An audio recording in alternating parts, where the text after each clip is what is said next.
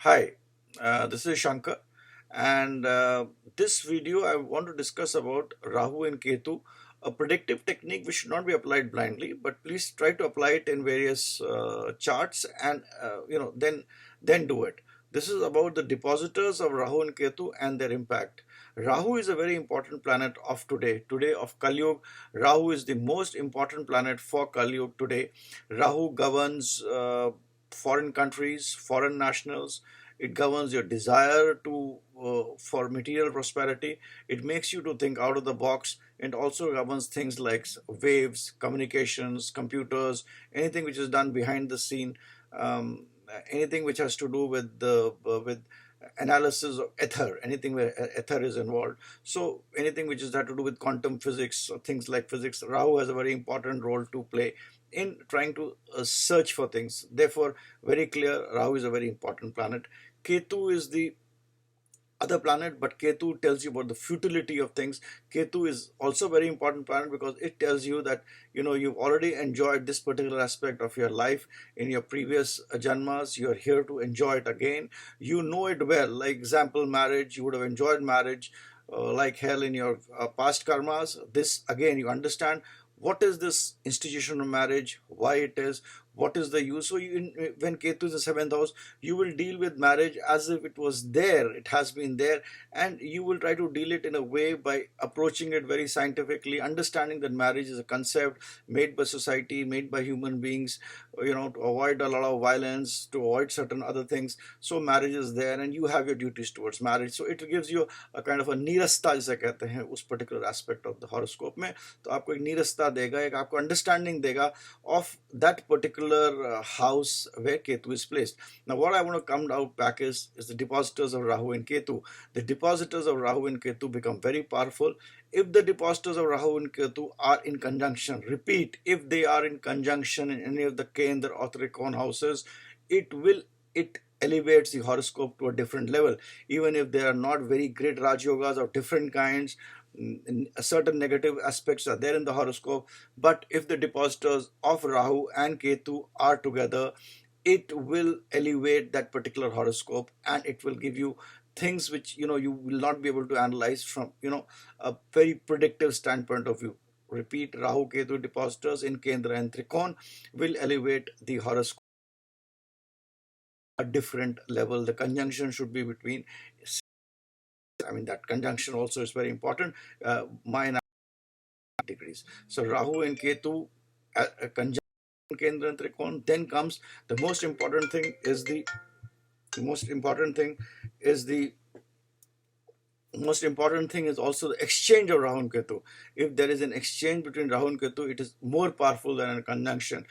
If there is a exchange between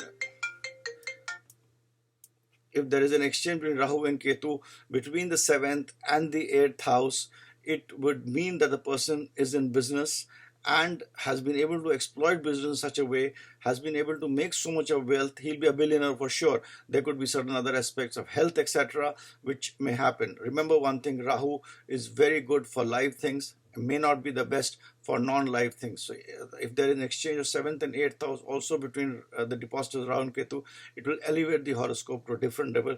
Today's billionaires would have an exchange of the depositors of Rahu and Ketu. So exchange is puts an horoscope into a different orbit altogether. Now, if the depositors of Rahu and Ketu are not in Kendra and Trikon, suppose they're in 6th, 8th and 12th house, you have to understand, let's say they're in the 8th house. The 8th house gives sudden wealth, sudden money. It gives you an understanding of financing, joint financing, inheritance analysis, so many other things. I mean, it makes you a scientist. So if there again, if the depositors of Rahu Ketu together, it will give emphasis to those aspects of life. It will put you into a different orbit in those aspects of life. But the only thing is, it may give to take. I mean, it could give you a sudden fall, it could give you a sudden health issue. So it will have its negative impact also when depositors of Rahu and Ketu are in the other houses like 6, 8, 12. You have to analyze them separately. There it is, it will give but will take. It will give depending on the house it is. And also you should be very clear where the Rahu and Ketu are placed. I mean, if if Rahu and Ketu are placed, let's say, in the second and eighth house, and the depositor of that planet comes in Kendra, it will give you a sustainable kind of a success if the depositors come and get placed in Kendra Trikon. But if the depositor of second and eighth house, assuming they get placed in eighth house, then it would be as I explained. So the depositors of Rahu and Ketu, what I want to tell you a predictive technique, don't apply it blindly again, is that the depositor of Rahu and Ketu, when in Kendra and Trikona, it elevates the horoscope onto a different level. Even in other houses, it would give you different aspects. There it will give you, but take also. It may make you the president of a country, but you could be assassinated. So those kinds of things can happen when it's in different in the other houses. Also, important is when the depositors Rahu Ketu are in aspect to each other, there it will create some kind of a tussle. It will create some kind of a vemasta. You have to struggle for the for issues. I mean, suppose so that's a little complicated kind of thing. Aspect creates a kind of tussle. The depositor Rahu and Ketu, if they are in aspect to each other, it will create a kind of a tussle between the houses where it is placed. So this is what it is, but my emphasis was only when the depositors of Rahu and Ketu are in Kendra and Trikona, it elevates. Even in the negative houses, it will give to take. Also, when there is an exchange, of course, it's a different order, and any horoscope having an exchange with the depositors of Rahu and Ketu, it's a different ball game altogether. It puts you into a different orbit altogether. Also, what is important is you have to see the dasha. The dasha of the depositors should get into operation to have 100% of the result. It elevates the horoscope, but to get a great amount of result, the depositors dasha should be in place, or the dasha of Rahu and Ketu should be in place. People also talk about conjunction and aspect. Yes, the energy goes there, but I mean, it will not be as good as it is when the dasha of Rahu Ketu operates in lifetime at the right time, and also the dasha of the depositors happen. So this is what is my assessment of one of the important predictive techniques of in terms of Rahu and Ketu, which I have seen in various horoscopes, and please do apply it.